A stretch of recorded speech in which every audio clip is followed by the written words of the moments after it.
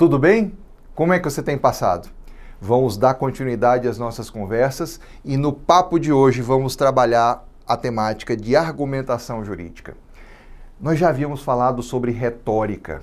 Em aula passada, nós investimos algum tempo conversando a respeito de retórica. Toda aquela conversa, todo aquele conteúdo a respeito de retórica será muito útil, porque a fundamentação, a base da argumentação jurídica se dá por meio da retórica. Então, se você quer desenvolver a tua argumentação jurídica, primeiro crie uma retórica sustentável, consistente. Vamos falar um pouco mais aqui sobre a argumentação jurídica. A argumentação certamente é uma das habilidades mais difíceis de se desenvolver ou aprimorar. Ela é um instrumento importante para a aquisição e produção do conhecimento para qualquer atuação na área jurídica. Prezados, é impossível você atuar na área jurídica com profissionalismo, com excelência, se você não domina a argumentação jurídica, porque tudo que se faz nessa área é um exercício argumentativo. Tudo que se pretende na área jurídica é através de um embate argumentativo. Sendo assim, a argumentação é uma atividade social, intelectual, verbal e não verbal. Você argumenta também com a tua postura corporal. Por isso, tão importante é aquela temática sobre a qual falamos no encontro passado. Nesse sentido, quando você domina e compreende esse conjunto de variáveis que vão determinar a tua argumentação, você é capaz de utilizá-la para justificar ou refutar uma opinião. Você usa a fala, você usa a oralidade, você usa a tua expressão corporal. Se você está diante de uma pessoa, se você está diante de um júri popular, se você está diante de uma situação em que o teu interlocutor observará todas essas variáveis, você dominará a utilização dessas variáveis para garantir uma argumentação jurídica efetiva. Pois muito bem. Então você vai englobar esse conjunto de habilidades, esse conjunto de elementos específicos para conseguir apresentar a tua opinião, expressar a tua opinião e, eventualmente, discutir, debater, contra-argumentar com aquele que se opõe à tua ideia, com aquele que se opõe à tua pretensão. Essa natureza, que a gente chama de natureza dialética, é a natureza do direito. Veja lá, um autor pretende algo, apresenta uma argumentação nesse sentido, apresenta, portanto, a sua argumentação jurídica fundamentando aquilo que pretende, apresentando as suas opiniões, que nada mais são do que o conjunto que vai dizer, olha, eu tenho direito a isto. A parte oposta vai se manifestar, vai opor essa ideia, vai contrapor essa ideia. É este o jogo argumentativo que é inerente à área jurídica. E é por meio disso que é possível obter a aprovação de um ponto de vista particular ou os teus interlocutores, nessa condição, vão entre você e eles, ou você e os seus interlocutores, apresentar os seus respectivos pontos, as suas respectivas opiniões e, na área jurídica, um terceiro, o julgador, avaliará estas argumentações e, a partir delas, dirá, no caso concreto, a quem assiste o direito, quem tem o direito. Assim, nos processos de construção do conhecimento, de uma maneira mais geral, o processo de construção do conhecimento científico, a exemplo, uma fundamental atuação de argumentação, de confronto e de troca é inerente a este processo. Então, tudo que é argumentação vai envolver confronto, troca, embate. Isso não quer dizer que será desrespeitoso, que será desleal, não. Aqui eu estou dizendo o seguinte, a natureza da argumentação jurídica é combativa. Esse combate é um combate de ideias, é um combate de argumentos, é um combate de preposições. Você tem uma ideia, tem uma tese, coloca essa tese diante de uma outra pessoa, essa pessoa contradita essa ideia na forma de uma de uma antítese e o julgador fará a síntese na forma de uma decisão. Pode ser uma decisão, um despacho, mas tudo isso é um jogo argumentativo, um embate argumentativo, se assim você preferir. A argumentação e as opiniões só se desenvolvem sendo praticadas. Logo, é necessário praticarmos a argumentação, analisarmos as vertentes e inferirmos sobre o texto. Isso é o jogo dialético. Essa é a condição de confrontar ideias, de submeter as tuas ideias a outrem, e esta outra pessoa, esse outro interlocutor, vai fazer esse exercício tal qual você o fará com as ideias, com as argumentações daquela outra pessoa.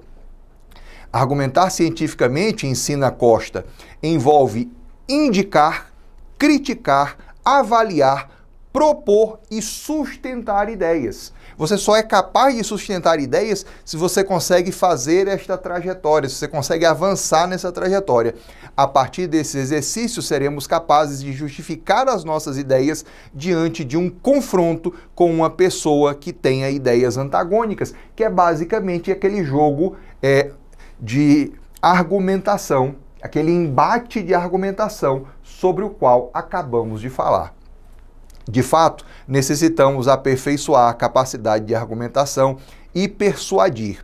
A seguir, apresentaremos dicas para desenvolver uma boa argumentação e persuasão. Então, vamos supor que você ainda não experimentou esse embate argumentativo. Vamos imaginar que você é uma pessoa que vai entrar agora neste cenário e que, portanto, precisa desenvolver habilidades mínimas para jogar esse jogo. Quais são elas? Primeira coisa que eu preciso dizer para você é o seguinte: o argumento só é coerente se a pessoa conhece sobre o que fala. É um outro mal dos nossos dias. Nós falamos muito sobre o que pouco sabemos. Uma coisa que eu percebi com o passar dos anos, que a experiência de vida me ensinou, é que quanto eu mais sei, eu menos falo. Mas quando eu preciso falar, eu preciso ter a compreensão de que eu vou falar sobre algo que eu conheço. Então, guarde bem essa ideia. Ouça mais, leia mais, estude mais, se prepare melhor e se prepare constantemente. Faça da leitura, faça desse exercício de aprendizado um hábito para a tua vida. Porque esse caminho profissional que você escolheu, o caminho jurídico, ele demanda isso de você a cada dia, que você seja um eterno, uma eterna estudante. Portanto, você vai chegar à argumentação preparado, porque vai haver uma coerência entre aquilo que você fala e aquilo que você sabe. E vou voltar aqui ao ponto porque isso é muito importante. Quando você argumenta e procura fazê-lo de maneira coerente sobre aquilo que você não conhece, a tua capacidade de argumentação ela é fraquíssima. Me desculpem a sinceridade, mas assim o é. Se você vai discutir sobre algo que você não domina, o primeiro argumento, a primeira contraposição ao teu argumento, a primeira argumentação em sentido oposto, consistente, de novo, sendo sincero, derruba você. Então, vá para o jogo preparada.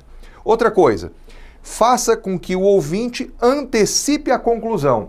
O que é isso? É você criar na mente do teu interlocutor uma condição, através da tua argumentação, que você o conduza ao que você quer como conclusão. Você aleve a conclusão que você pretende. Você, por assim dizer, você conduz o pensamento conclusivo daquela pessoa. Depois, elimine as ideias que não sejam reais. Você vai para uma argumentação. Você tem um conjunto de ideias, você tem um conjunto de pensamentos. Se você é uma pessoa responsável e madura, o que você vai fazer antes da argumentação? Peraí, essa ideia aqui é fraca. Esse pensamento aqui, esta argumentação em sentido contrário o derruba. Logo, ela não se sustenta de pé. Então, isso aqui não é real. Eu vou tirar isso aqui da discussão. Eu não vou usar esse argumento na discussão. A minha argumentação vai ser fragilizada se eu usar isso. Então, eu separo as coisas que não são reais. Ser persuasivo, induzir o ouvinte a aceitar as ideias sem ser insistente. Ser insistente é uma coisa, ser persuasivo é outra. Insistência é chato, incomoda, perturba. Não adianta você, entre aspas, ganhar pelo cansaço. Você tem que levar pela persuasão, você tem que convencer e, portanto, por assim dizer, ganhar o seu interlocutor, trazer o seu interlocutor para o seu lado por meio da persuasão e não do apurrinhamento, da insistência. Tomar cuidado com o conceito de verdade. Um sábio chinês disse que há a minha verdade, a sua verdade e a verdade que está acima de todas essas outras verdades. Porque, na verdade, o que esse sábio, ou o que essa sabedoria na forma de um conto quer dizer? Ela quer dizer que há um ponto de vista, há um outro ponto de vista, cada um vai apresentar o seu ponto de vista a partir de uma argumentação, mas acima desses pontos de vista há uma verdade absoluta, insofismável, real. Então, é para essa verdade, enquanto argumentador, argumentadora, que você tem que olhar. Não insistir em convencer o ouvinte que a opinião apresentada está absolutamente certa. É aquela ideia de você entrar num embate, entrar numa argumentação, sabendo até onde você pode ir com o teu interlocutor. E aí retornamos àquela aula, aquele momento em que nós falávamos em que é necessário você desenvolver a tal da escuta ativa. Você saber ouvir. Você, quando sabe ouvir, você consegue compreender. Eu vou usar uma expressão, uma força de linguagem. Quem ouve bem as pessoas, as lê melhor. Então, na medida em que você é capaz de ouvir bem alguém, que você é capaz de entender aquela pessoa pelo que você dela escuta, você sabe até onde você pode ir na sua argumentação.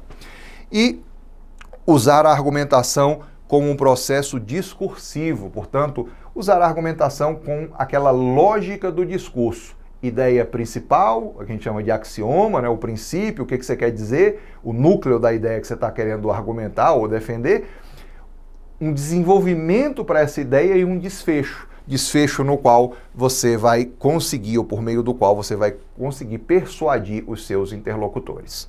Tá bom? Sendo assim, ficamos por aqui e eu espero reencontrar você em nossa próxima aula.